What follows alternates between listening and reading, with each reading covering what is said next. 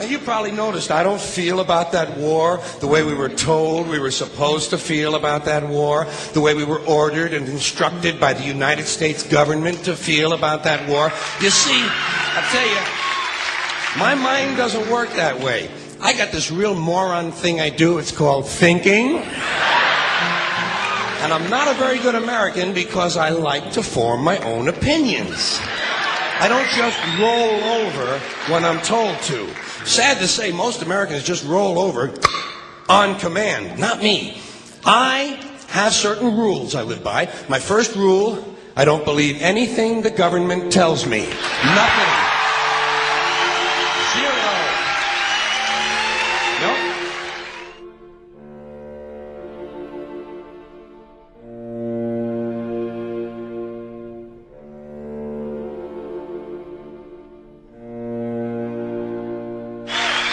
And I don't take very seriously the media or the press in this country, who in the case of the Persian Gulf War were nothing more than unpaid employees of the Department of Defense, and who most of the time function as kind of an unofficial public relations agency for the United States government.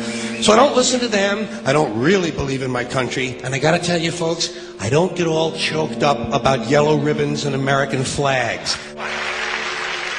Now, to balance the scale, I'd like to talk about some things that bring us together. Things that point out our similarities instead of our differences. Because that's all you ever hear about in this country is our differences. That's all the media and the politicians are ever talking about, the things that separate us, things that make us different from one another.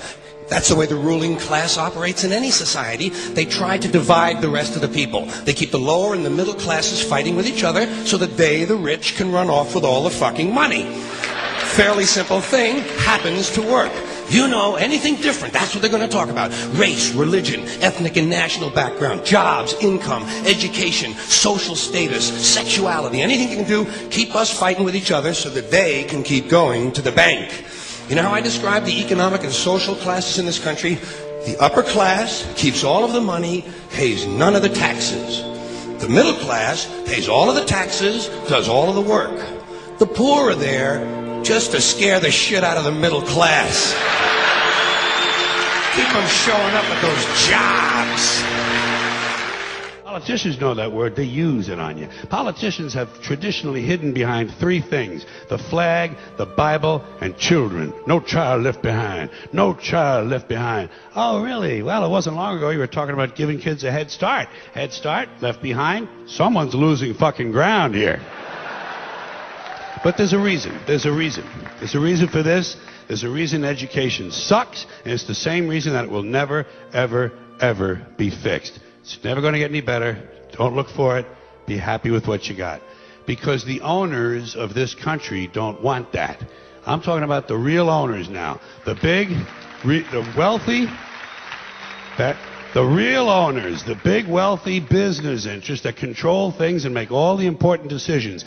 Forget the politicians. They're irrelevant. The politicians are put there to give you the idea that you have freedom of choice. You don't. You have no choice. You have owners. They own you. They own everything. They own all the important land. They own and control the corporations. They've long since bought and paid for the Senate, the Congress, the state houses, the city halls. They got the judges in their back pockets, and they own all the big all the big media companies. So they control just about all of the news and information you get to hear. They got you by the balls.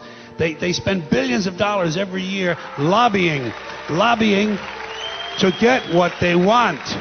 Well, we know what they want. They want more for themselves and less for everybody else. But I'll tell you what they don't want. They don't want a population of citizens capable of critical thinking. They don't want well-informed, well-educated people capable of critical thinking. They're not interested in that. That doesn't help them. That's against their interest. That's right. You know something? They don't want people who are smart enough to sit around the kitchen table and figure out how badly they're getting fucked by a system that threw them overboard 30 fucking years ago. They don't want that. You know what they want? They want obedient workers. Obedient workers. People who are just smart enough to run the machines and do the paperwork, and just dumb enough to passively accept all these increasingly shittier jobs with the lower pay, the longer hours, the reduced benefits, the end of overtime, and the vanishing pension that disappears the minute you go to collect it. And now they're coming for your Social Security money. They want your fucking retirement money. They want it back. so they can give it to their criminal friends on Wall Street. And you know something? They'll get it. They'll get it all from you sooner or later, because they own this fucking place. It's a big club, and you ain't in it.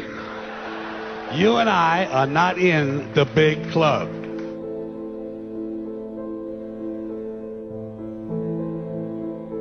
The greatest form of control is where you think you're free when you're being fundamentally manipulated and dictated to. One form of dictatorship is being in a prison cell and you can see the bars and touch them. The other one is sitting in a prison cell but you can't see the bar, you think you're free. What the human race is suffering from is mass hypnosis. We are being hypnotized by people like this. Newsreaders, politicians, teachers, lecturers. We are in a country and in a world that is being run by unbelievably sick people. The chasm between what we're told is going on and what is really going on is absolutely enormous. The greatest hypnotist on planet Earth is a oblong box in the corner of the room. It is constantly telling us what to believe is real.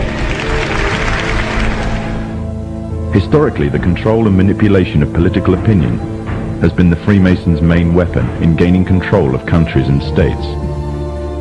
Once in control of the rulers and politicians of a country, laws and political structures could be changed in accordance with their agenda.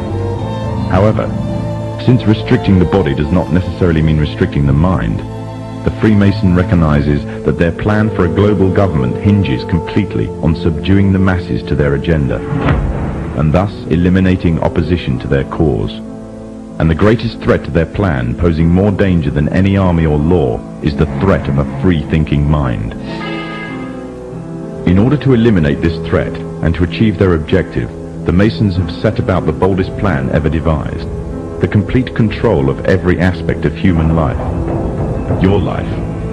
And the weapons they are using against you are in your very homes, entertaining you and your children, and gradually indoctrinating you without you even realizing.